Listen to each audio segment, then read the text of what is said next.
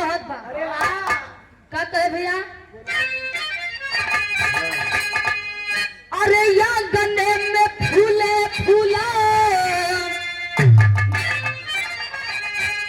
अरे या गन्ने में फूले फूला, गेंदवा है नाना दो। आंगने में फूले फूला, गेंदवा है नाना दो का बाजला बधाइया दुआरा से।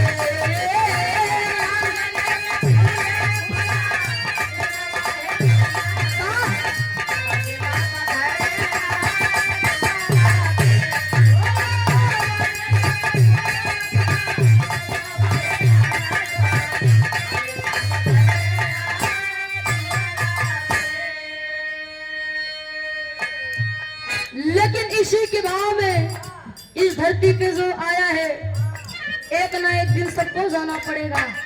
चाहे मानव हो, चाहे दानव हो, पशु हो, पक्षी हो, जितने भी लोग इस धरती पे जन्म लिए हैं, सबको जाना पड़ेगा।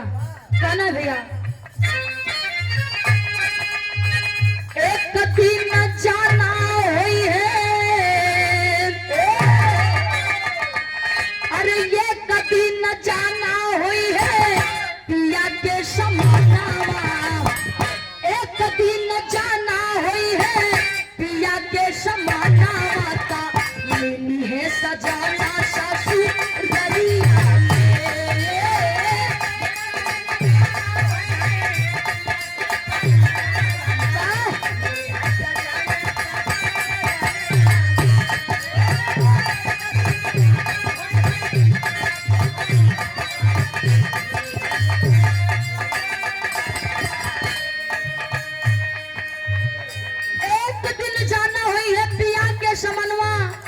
मिली है सजन ससुरिया में, ना कोई कुछ लेकर आया है ना कुछ लेकर जाएगा। अरे वाह सबको जाना पड़ेगा छोड़ करके। पहले बंदे भैया कहना,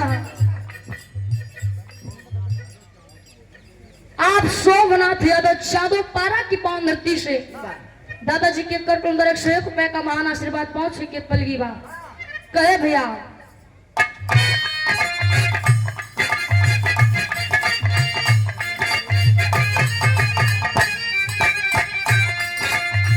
हरे हरे पाशाला डोलिया सजई है, हरे हरे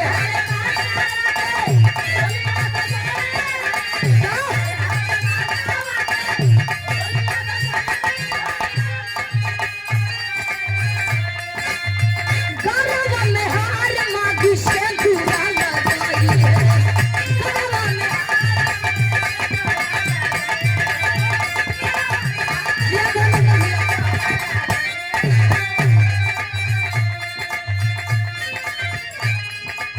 सपन होई चाहिए तोरे,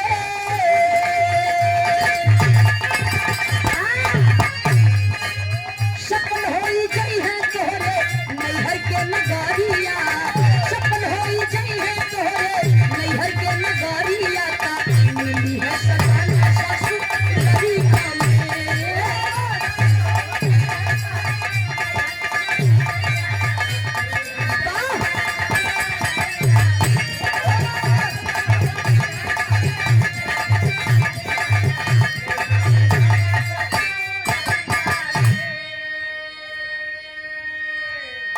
हरे हरे बसवा के डोलिया सजई है, और गलवा में हार मांगी सिंदूरा लगई है। बाबूजी लोग बतावत हैं कि इनकर सैया उनकर दुल्हा उनकर, लेकिन असली सैया असली दुल्हा असली पिया ऊपर रहा। अरे वाह यहाँ तो सब स्वार्थी हैं, मतलब से हैं, स्वार्थ बस साथे हैं, स्वार्थ खत्म हो जाए तो छोड़ देते हैं, लोग रिश्ता खत्म कर देता है। सब मतलब की बाजार है ये, स्वार्थी दुनिया है। हाँ? लेकिन असली सैया ऊपर है, जिसने हमको बना करके इस धरती पे भेजा है। अगले बंदे कहना भैया, अगले बंदे हो का भैया कहना है,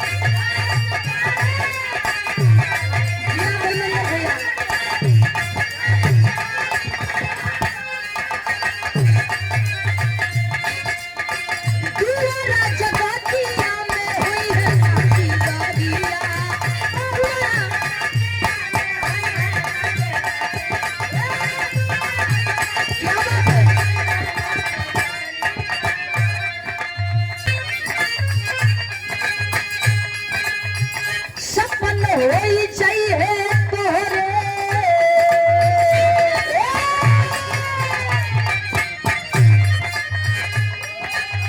सपन होई चाहिए तोहरे नैहर के नगारिया सपन होई चाहिए तोहरे नैहर के नगारिया का नीली है सपना सासू रतिया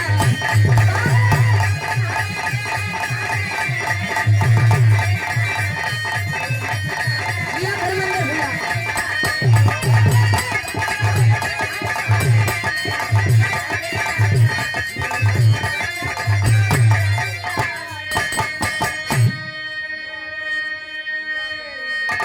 भैया भतीज छुट्टी है रिश्तेदारिया और दुआरा जगतिया में हुई है नदी दरिया। अरे वाह जब लड़का अपने माई के गर्भ में रहा था तो हाथ जोड़ के भगवान से आराधना करी कि हे प्रभु जब उल्टा टंगा रहा था हमके एक गर्भ से बाहर करा वाह हम तार पूजा भजन वंदना करब।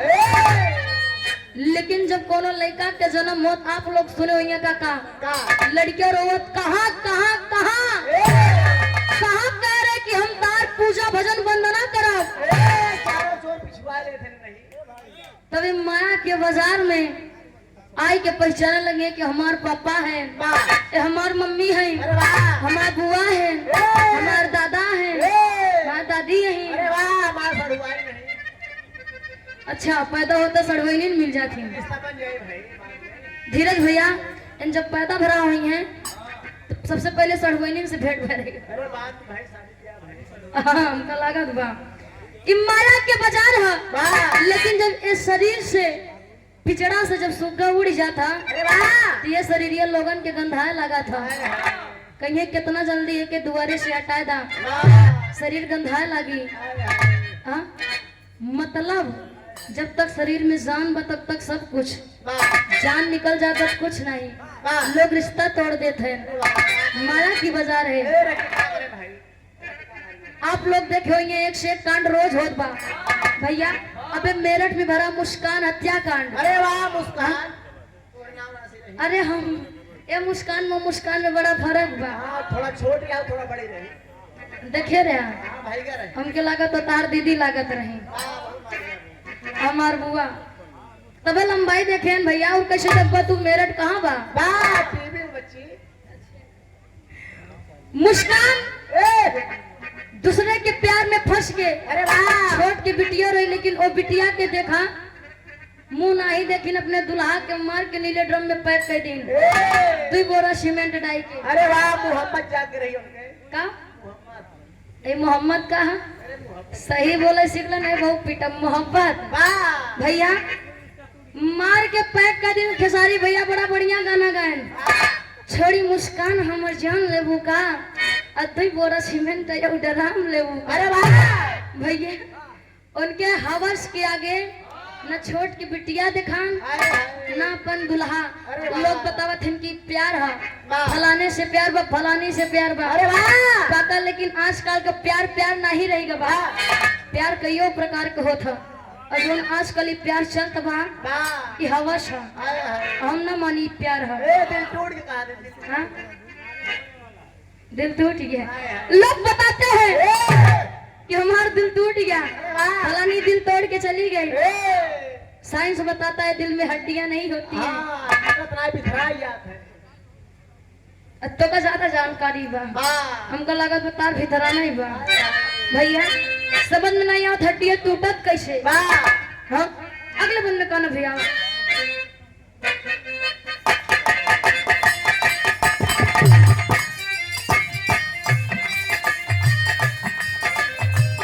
पूछी है जवाब पिया का कई के लावालू पूछी है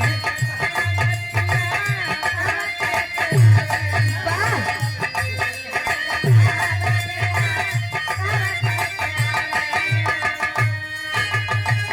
लाख चावर राशिया में मानवता न पावलू हो लाख चावर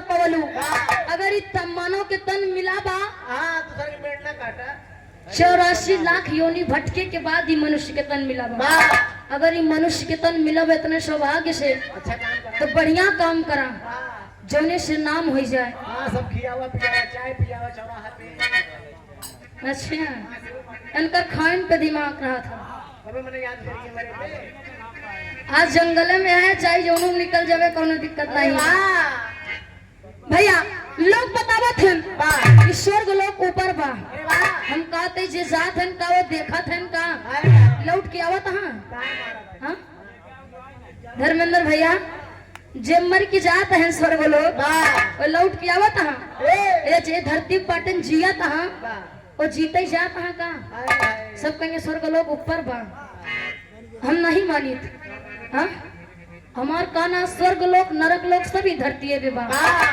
बाबूजी भैया अगर इंसान मर जात बा 4 महीने द्वारे जुट के अगर बखान कर रहे कि बड़ा बढ़िया मनाई रहे जहाँ मिलत रहे प्रेम से दुई बात करते रहे चाय पानी करावत रहे मान सम्मान करते रहे तार तक शाहीन पानी दिमाग रहे सुधरवा ना तुम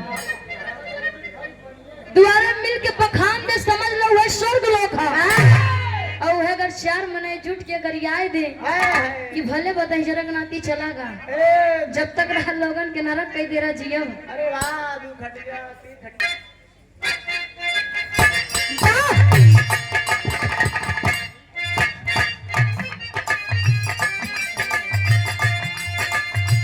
पूछी है जवाब दिया कहा गई के याद पूछी है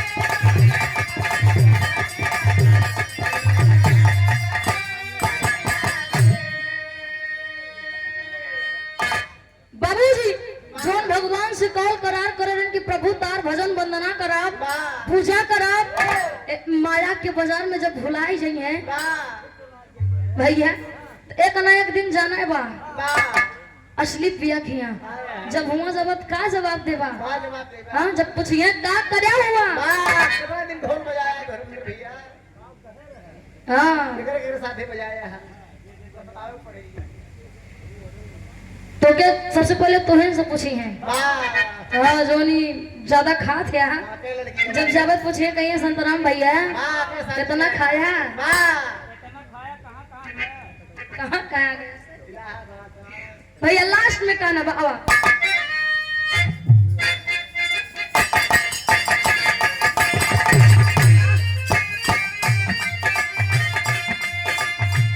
रामन बिहारी लाल की प्रीतिया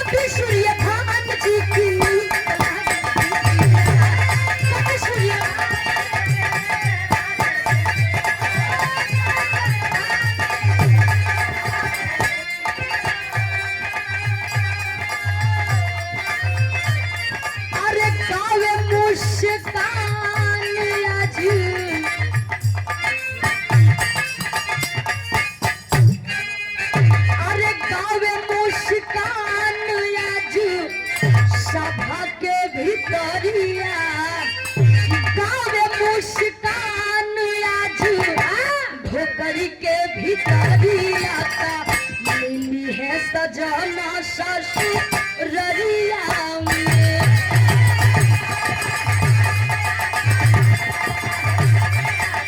जिया बरकत नहीं आई है।